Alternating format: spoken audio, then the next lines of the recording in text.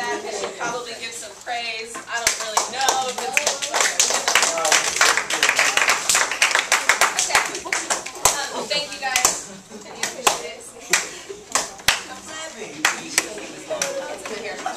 Okay, let's refocus. 5, 4, 3, 2, and I should have said at the beginning of class, this worksheet today is going to be, in addition to your Please Do Now and your guided notes, it's got your classwork on the back. I will be collecting it at the end of class, so make sure that when we go through the notes, that you get everything, and that if you have a question, you ask. I have to wait, unfortunately, because I have a couple of students who are still overlapped up. Bria, I've asked several times for your binders to be replaced. Still waiting for 100%. Okay. A binomial. Raise your hand if you think you remember the definition for a binomial. This is a sad number of hands. Raise your hand if you remember the definition for a binomial. Aaron? Polynomial. Exactly. A polynomial with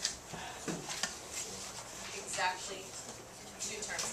I'm hearing some whispering that's probably on task, but it's distracting me.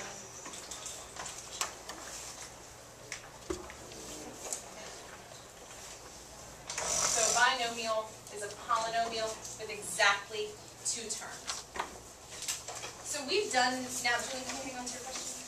Thank you. We've done 2 methods. We've done the area model and we've done FOIL, which is what we learned yesterday. But FOIL only works for multiplying binomials. The nice thing about the area model is that we can use it for the distributive property.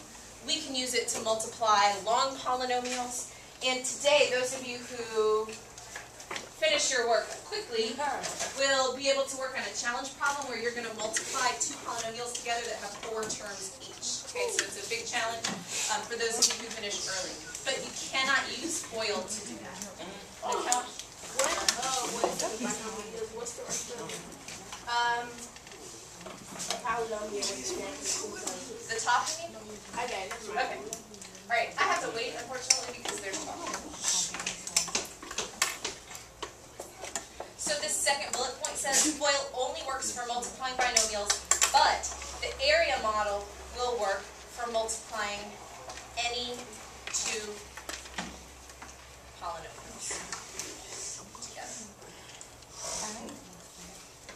So the area model will work for multiplying any 2 binomials together. Polynomials. Tia? Exactly. Julia? I'm going to go ahead and do it, Julia, just to keep us moving. FOIL is an acronym. Actually, we can all do it together. FOIL is an acronym for 1, 2, 3. First. Inside, last. Okay. Go ahead. First, outside, inside, and last. Make sure you get that down. First. Let's stop the calling out. Okay? Remember, we have to go from silly to serious. If we can do that, then we can't do silly.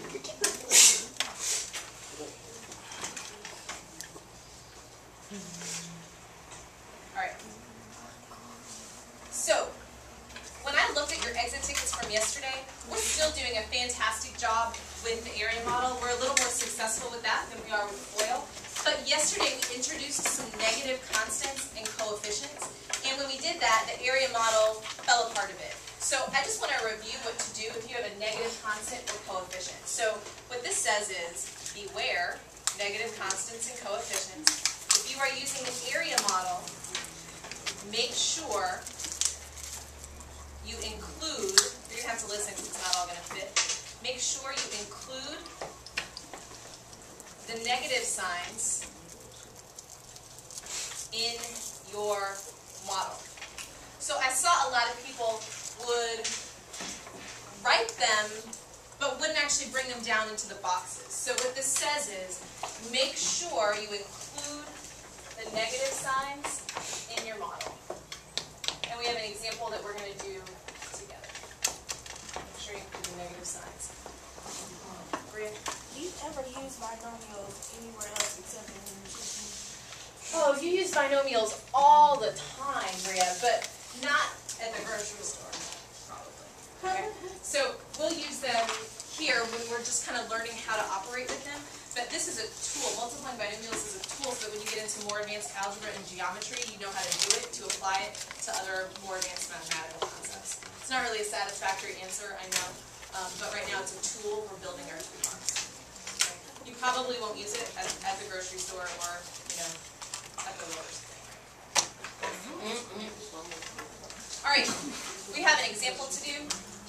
X plus 2 and x minus 3. We're going to do this example using the area model and using FOIL. Please make sure you get this down on your paper exactly like you see it so that you can reference it later. I need to wait for everybody's attention. So we've got x plus 2 and x minus 3. So we've got x plus 2 and x minus 3. I'll wait.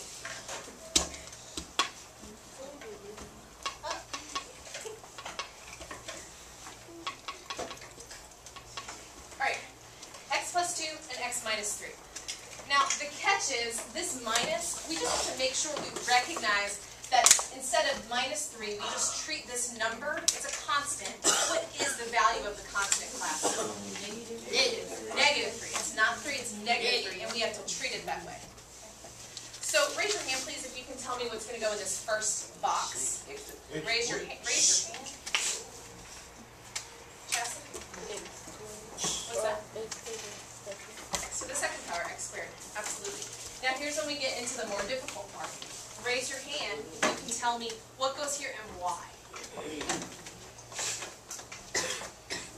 Ashley? Negative x. Not negative x. Very good. Negative 3x. Please don't call out over someone, especially when they've made a mistake. We need to encourage them to figure it out on their own.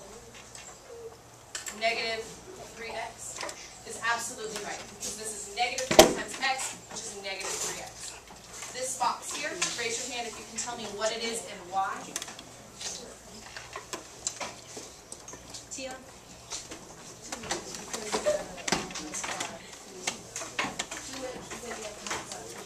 Exactly, 2x, because you have to multiply 2 and x. And finally, this one is another tricky one.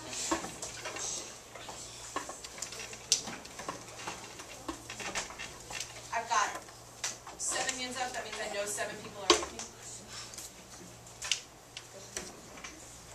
Ashley, what do you think? Ashley, very good. Negative 6, and why? Why, Ashley? Because 2 times negative 3. Very good. 2 times negative 3 is negative 6. So now that we have that, all we have to do is add it up and combine them together. I appreciate your patience. Stay focused. I see a couple of people losing focus. Are these questions, or you want to help me finish? I was saying, can you go to the question?